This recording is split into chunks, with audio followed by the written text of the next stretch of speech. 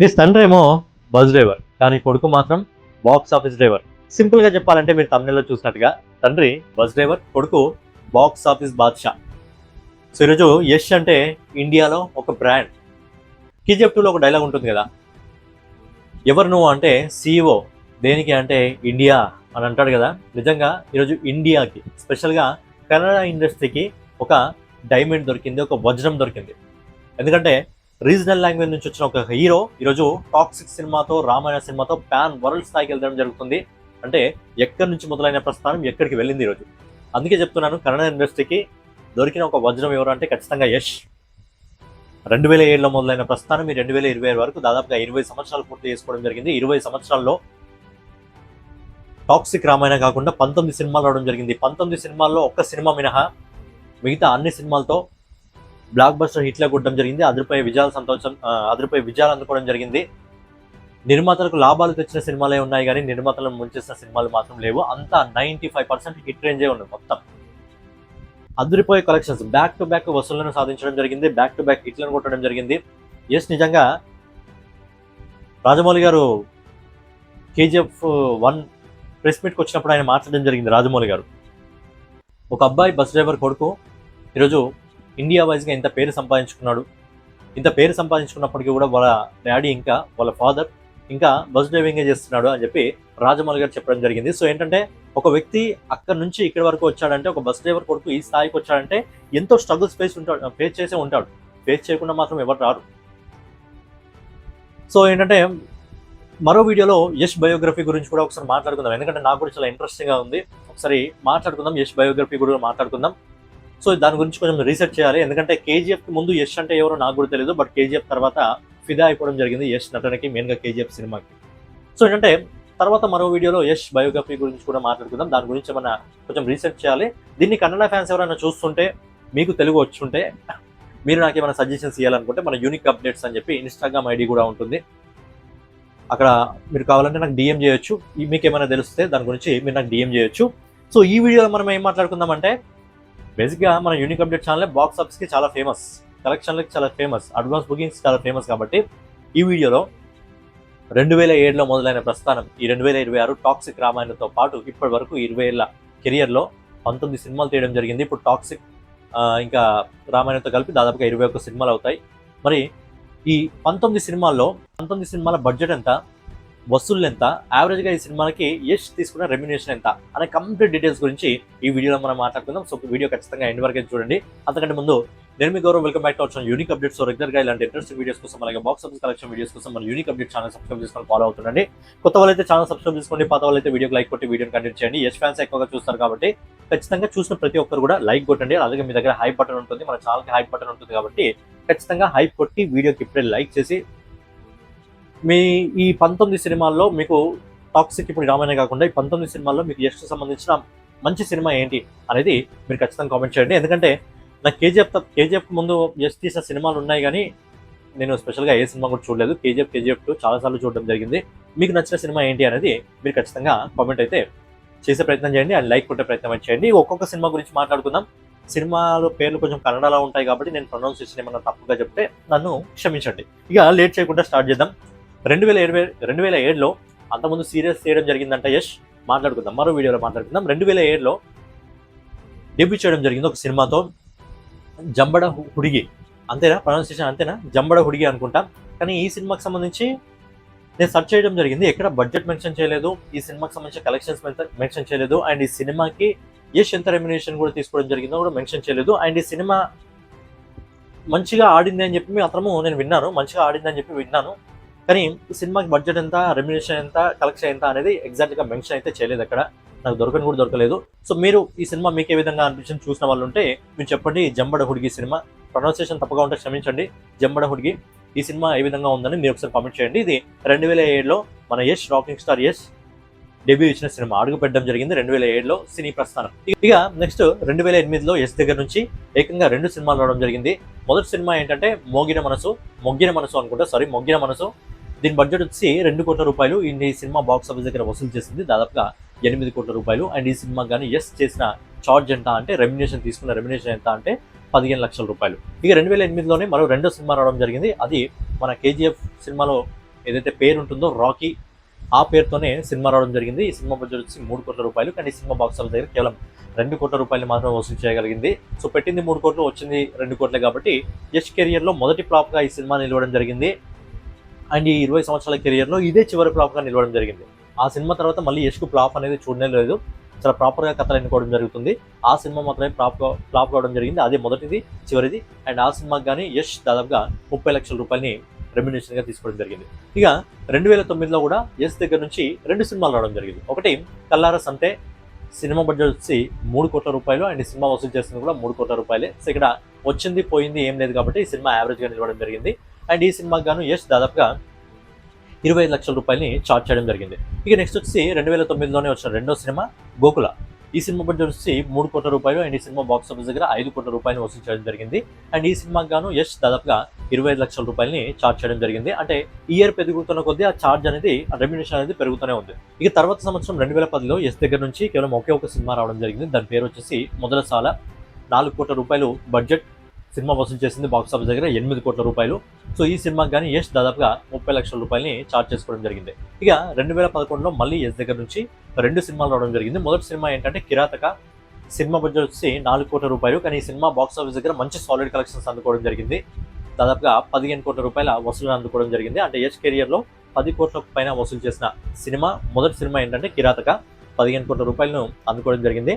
And ఈ సినిమాకి గాను యష్ చార్జ్ చేసింది ఎంత అంటే దాదాపుగా 35 లక్షల రూపాయలని చార్జ్ చేయడం జరిగింది. అలాగే 2011లో వచ్చిన రెండో సినిమా ఏంటంటే రాజధాని. ఈ సినిమాకి పెట్టిన బడ్జెట్ దాదాపుగా 5 కోట్ల రూపాయలు. అండ్ ఈ సినిమా బాక్స్ ఆఫీస్ దగ్గర కేవలం 6 కోట్ల రూపాయలని వసూలు చేయడం జరిగింది. అండ్ ఈ సినిమాకి యష్ తీసుకున్న రెమ్యునేషన్ ఎంత అంటే దాదాపుగా 50 లక్షల రూపాయలు. ఇక నెక్స్ట్ వచ్చి 2012లో అయితే ఏకంగా యష్ దగ్గర నుంచి 3 సినిమాలు రావడం జరిగింది. ఇప్పటి వరకు యష్ కెరియర్లో ఒకే సంవత్సరంలో 3 సినిమాలు వచ్చిన ఇయర్ ఏదంటే కేవలం 2012 మాత్రమే. 2012లో యష్ దగ్గర నుంచి ఏకంగా 3 సినిమాలు రావడం జరిగింది. మొదటి సినిమా ఏంటంటే లక్కీ. ఈ సినిమా బడ్జెట్ వచ్చి 4 కోట్ల రూపాయలు. అండ్ ఈ సినిమా బాక్స్ ఆఫీస్ దగ్గర వసూలు చేసింది 7 కోట్ల రూపాయలని. ఈ సినిమాకి కానీ యష్ 60 లక్షల రూపాయలని చార్జ్ చేయడం జరిగింది, రెమ్యునేషన్గా తీసుకోవడం జరిగింది. ఇక 2012లోనే వచ్చిన రెండో సినిమా ఏంటంటే జాను.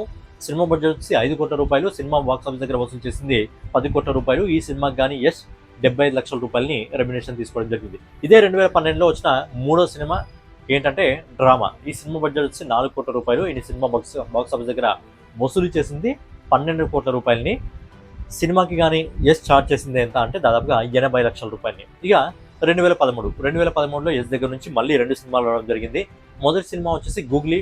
ఈ సినిమా బడ్జెట్ వచ్చి 6 కోట్ల రూపాయలు. కానీ ఈ సినిమా బాక్స్ ఆఫీస్ దగ్గర దాదాపుగా 20 కోట్ల రూపాయలు వసూలు చేయడం జరిగింది. సో యష్ కెరియర్లో మొదటిసారి 20 కోట్ల సినిమా ఏదంటే ఖచ్చితంగా గూగ్లీ అని చెప్పుకోవచ్చు. ఈ సినిమా 20 కోట్ల రూపాయలు వసూలు చేయడం జరిగింది. అండ్ ఈ సినిమా కానీ యష్ మొదటిసారి దాదాపుగా 1 కోటి రూపాయలని చార్జ్ చేయడం జరిగింది. ఇక ఇదే 2013లో వచ్చిన రెండో సినిమా ఏంటంటే రాజాహులి. ఈ సినిమా బడ్జెట్ వచ్చి 5 కోట్ల రూపాయలు. అండ్ ఈ సినిమా బాక్స్ ఆఫీస్ దగ్గర 12 కోట్ల రూపాయలు వసూలు చేయడం జరిగింది. అండ్ ఈ సినిమా కూడా యష్ దాదాపుగా 1 కోటి రూపాయలని చార్జ్ చేయడం జరిగింది. ఇక నెక్స్ట్ వచ్చి 2014లో కూడా 2 సినిమాలు రావడం జరిగింది. మొదటి సినిమా ఏంటంటే గజకేసరి. సినిమా బడ్జెట్ వచ్చి 12 కోట్ల రూపాయలు. కానీ సినిమా బాక్స్ ఆఫీస్ దగ్గర ఏకంగా 35 కోట్ల రూపాయలు వసూలు చేయడం జరిగింది. అండ్ ఈ సినిమాకి యష్ తీసుకున్న ఛార్జ్ ఎంత అంటే రెమ్యునేషన్ ఎంత అంటే 1 కోటి రూపాయలు. ఇక నెక్స్ట్ వచ్చి 2014 గురించి మాట్లాడుకున్నట్టయితే 2014లో కూడా యష్ దగ్గర నుంచి 2 సినిమాలు రావడం జరిగింది. మొదటి సినిమా ఏంటంటే గజకేసరి. ఈ సినిమా బడ్జెట్ వచ్చి 12 కోట్ల రూపాయలు. కానీ ఈ సినిమా బాక్స్ ఆఫీస్ దగ్గర దాదాపుగా 35 కోట్ల రూపాయలు అయితే వసూలు చేయడం జరిగింది. యష్ కెరియర్లో 30 కోట్లకు పైగా అందుకున్న మొదటి సినిమా, అంటే 35 కోట్లను వసూలు చేసిన సినిమా గజకేసరి. ఈ సినిమాకి కానీ యష్ రెమ్యునేషన్ ఎంత అంటే దాదాపుగా 1,20 లక్షల రూపాయలు. అదే సంవత్సరంలో 2014లో రెండో సినిమా రావడం జరిగింది, మిస్టర్ అండ్ మిసెస్ రామాచారి. ఈ సినిమా బడ్జెట్ వచ్చి దాదాపుగా 7 కోట్ల రూపాయలు. కానీ ఈ సినిమా బాక్స్ ఆఫీస్ దగ్గర దాదాపుగా 48 కోట్ల రూపాయలు అందుకోవడం జరిగింది. అంటే దగ్గర 50 కోట్ల దగ్గరికి అయితే రావడం జరిగింది. బట్ 50 కోట్లు అందుకోలేదు. రిపోర్ట్స్ ప్రకారం ఏంటంటే 48 కోట్ల రూపాయలు అందుకోవడం జరిగింది. అండ్ ఈ సినిమాకి గాను యష్ తీసుకున్న రెమ్యునేషన్ దాదాపుగా 2 కోట్ల రూపాయలు. ఇది 2014 రావడం జరిగింది. ఇక 2015లో ఒకే ఒక సినిమా వచ్చింది. ఆ సినిమా పేరు వచ్చేసి మాస్టర్ పీస్. ఈ సినిమా బడ్జెట్ వచ్చి 20 కోట్ల రూపాయలు. అండ్ ఈ సినిమా బాక్స్ ఆఫీస్ దగ్గర 32 కోట్ల రూపాయలు అందుకోవడం జరిగింది. అండ్ ఈ సినిమాకు యష్ గాని తీసుకున్న రెమ్యునేషన్ ఎంత అంటే 3 కోట్ల రూపాయలు. ఇక నెక్స్ట్ వచ్చి 2016లో కూడా ఒక సినిమా రావడం జరిగింది, సంతోష్ స్ట్రైట్ ఫార్వర్డ్. ఈ సినిమా బడ్జెట్ వచ్చి 20 కోట్ల రూపాయలు. కానీ ఈ సినిమా బాక్స్ ఆఫీస్ దగ్గర కేవలం 21 కోట్ల రూపాయలు మాత్రమే వసూలు చేయడం జరిగింది. అండ్ ఈ సినిమాకి యావరేజ్ టాక్ అనుకోవచ్చు. ఎందుకంటే పెట్టింది 20 కోట్లు, వచ్చింది 21 కోట్లు, అంటే పెట్టింది మాత్రమే వచ్చింది కాబట్టి ఈ సినిమా కూడా యావరేజ్ అనుకోవచ్చు. బట్ ఏంటంటే ఈ సినిమాకి రెమ్యునేషన్ దాదాపుగా 6 కోట్ల రూపాయలు అయితే యష్ చార్జ్ చేయడం జరిగింది. ఇక నెక్స్ట్ వచ్చి అసలైన కథ మొదలైంది. ఇక 2018 ప్రశాంత్ నీల్ ఇంకా మన రాకింగ్ స్టార్ యష్ కాంబినేషన్లో వచ్చిన కేజీఎఫ్.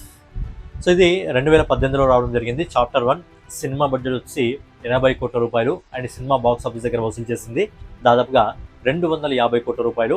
అయితే విచిత్రమైన విషయం ఏంటంటే ఈ సినిమాకి యష్ చార్జ్ చేసింది కేవలం 10 కోట్ల రూపాయలు మాత్రమే. కేవలం 10 కోట్ల రూపాయలు మాత్రమే తీసుకోవడం జరిగింది. ఈ సినిమా ఇండస్ట్రీ హిట్గా నిలవడం జరిగింది కేజీఎఫ్ చాప్టర్ 1. ఇక తర్వాత బేసిక్గా కేజీఎఫ్ చాప్టర్ 2 అనేది 2020లోనే రావాలంట. కాకపోతే ఆ పాండమిక్ వల్ల ఆగాల్సి వచ్చిందంట. ఎందుకంటే ప్రశాంత్ నీల్ గారు ఒక ఇంటర్వ్యూలో మాట్లాడితే నేను విన్నాను. యాక్చువల్ 2020లోనే రావాలి, బట్ ఏంటంటే కొద్దిగా లేట్ అయింది, ఆ పాండమిక్ వల్ల లేట్ అయింది. 2022లో రావడం జరిగింది ఆ cinema. KGF chapter 2 cinema budget వచ్చి దాదాపుగా 150 కోట్ల రూపాయలు. కానీ సినిమా బాక్స్ ఆఫీస్ దగ్గర దాదాపుగా 1250 కోట్ల రూపాయలు అనుకొని ఈ సినిమా యష్ కెరియర్లో ఆల్ టైమ్ బ్లాక్ బస్టర్ హిట్గా నిలవడం జరిగింది. ఆల్ టైమ్ బ్లాక్ బస్టర్ హిట్గా నిలవడం జరిగింది ఈ సినిమా. అండ్ ఈ సినిమాకి యష్ తీసుకున్న రెమ్యునరేషన్ దాదాపుగా 30 కోట్ల రూపాయలు, మిగతాది ప్రాఫిట్ తీసుకున్నట్టు ఇన్ఫర్మేషన్ అయితే ఉంది. సో ఇదనమాట 20 సంవత్సరాల కెరియర్లో ఏకంగా 19 సినిమాలు, ఒకే ఒక ఫ్లాప్. మిగతా అన్ని ఒక 2 సినిమాలు యావరేజ్ పక్కన పెడితే మిగతా అన్ని సినిమాలు కూడా hit, super hit, block buster hit, all time block buster hit, ఇలాంటి అద్భుతమైన విజయాలను అయితే అందుకోవడం జరిగింది. అందుకే ఈరోజు ఏకంగా కన్నడ ఇండస్ట్రీ నుంచి ఒక రీజనల్ లాంగ్వేజ్ నుంచి ఈరోజు ప్యాన్ వరల్డ్ స్థాయికి వెళ్ళడం జరిగింది. అండ్ ఇప్పుడు మనం 2026 గురించి మాట్లాడుతున్నట్లయితే టాక్సిక్ సినిమా బడ్జెట్ వచ్చి దాదాపుగా 600 నుంచి 700 కోట్ల బడ్జెట్. అండ్ ఈ సినిమా బాక్స్ ఆఫీస్ దగ్గర ఖచ్చితంగా 2000 కోట్ల వరకు వెళ్ళగలదు. 2000 కోట్లు ఖచ్చితంగా అందుకుంటుంది. తర్వాత రామాయణ బడ్జెట్ ఏకంగా 4000 కోట్ల రూపాయలు. ఆ సినిమా 2 పార్ట్లు కూడా దాదాపుగా 10,000 రూపాయలు టార్గెట్లోకి పెట్టుకొని రావడం జరుగుతుంది. సో వేరే లెవెల్, నిజంగా వేరే లెవెల్కి వెళ్ళిపోతాడు యష్. ఎక్కడి నుంచి ఏ స్థాయికి రావడం జరిగింది. ఒక బస్ డ్రైవర్ కొడుకు ఈరోజు ప్యాన్ వరల్డ్ స్థాయిలో ఎంతో కష్టపడి ఈ స్థాయికి వచ్చి ఉంటాడు. సో దాని గురించి మనం సపరేట్గా ఇంకో వీడియోలో మాట్లాడుకుందాం. బట్ ఈ 19 సినిమాల ద్వారా 2007 నుంచి అంటే జంబడ్ హుడిగి నుంచి కేజీఎఫ్ 2 వరకు ఈ 19 సినిమాల బడ్జెట్ ఓవరాల్గా ఎంత అంటే దాదాపుగా 337 కోట్లు. జంబడ్ హుడిగి నుంచి మనకు టాప్ కేజీఎఫ్ 2 వరకు దాదాపుగా 337 కోట్లు బడ్జెట్ ఓవరాల్గా అన్ని సినిమాల బడ్జెట్. కానీ ఈ అన్ని సినిమాలు కలిపి వసూలు చేసింది ఎంత అంటే దాదాపుగా 1744 కోట్ల రూపాయలు.